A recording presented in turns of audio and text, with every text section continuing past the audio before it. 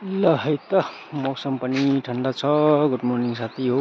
यस्तै चाहिँ हाम्रो घर गृहस्थी बगानहरूमा अब आज यहाँ मुसलेडी टिप्ने हो। के दामी फलेको छ, खाउँ खाउँ लाग्दो। टिपेर यो मलाई लगिदिने हो। ए तल जालीपुर लगिदिने हो। दामी दामी फलेको छ, खाउँ खाउँ लाग्दो। मामम के दामी। यसलाई चाहिँ मजाले पानी लाएर अलिअलि चिनी लाउनु पर्छ अनि मजाले मिचेर चाहिँ यसको जुस टाइपले बनाइ खानु दामी हुन्छ। मौसम पनि घाम चर्केको होस् अनि घाम तापेर बसेर ठन्डा महिनामा अनि मिठो हुन्छ। मुसलेडी भन्छ यसलाई। हाइजाम के अरे यो तपाईँको हाइयाई भन्छ अरू जग्गामा। दामी साथी हो।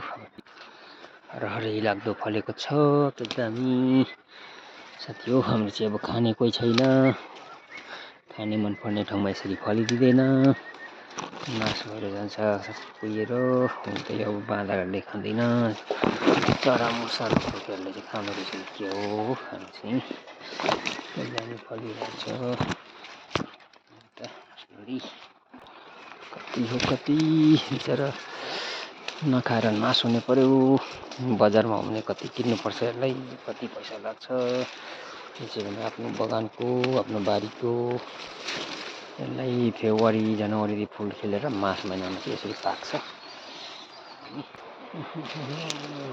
दामी छ। कुनैले लगेर खाए पनि हुन्थ्यो, नासेर जानुभन्दा बरु अचार लाएर राख्दा पनि हुन्छ। मनपर्नेलाई दामी हो। अमिलो मनपर्छ, अमिलो धेरै खान्छु। यसरी चाहिँ चराचुरुङ्गीले खाँदो रहेछ। खाओस् के गर्नु, नासेर जानुभन्दा खाओस् पेट भरोस्।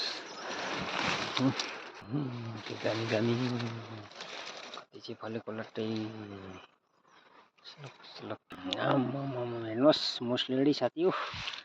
यो नि खानुपर्ने चाहिँ अब यसलाई मजाले मिचेर चिनी लाएर त्यसमा खोर्सानी अलिअलि लाएर घाम ताप्दै खानु दिउँसो माछा मिठो हुन्छ। मनपर्नेले दामी। अब यो जालीपुर पुऱ्याइदिने हो। अनि यति छ, बोटमा अझै छ कति लट्टै। मनपर्नेले खाँदा हुन्छ। त्यही छ हाम्रो आफ्नो बगानको अर्ग्यानिक फलफुलहरू। सालको फल खानुपर्छ आफ्नो बागानबारीको। अब फेरि काप्रा टिप्छु। काप्रा चाहिँ रानीपुल पुऱ्याउनु छ। यो मुसलेडी चाहिँ जालीपुर पुऱ्याउने हो। तरिका त्यसै साथी हो। खोला पनि निकै सुकेर छैन पानी, नभए खोला साह्रो कराएर हुन्थ्यो। बगानहरू पनि यस्तै छ। काप्रा छ यस्तो। यो काप्रा चाहिँ अब माथि चढेर ढाल्दा मात्रै होला, अब कोही छैन। मटर पनि राम्रो फलिरहेछ तल। मालको काल्नाको मटर चाहिँ खाने बेला भयो। हाय हाय हाय हाय।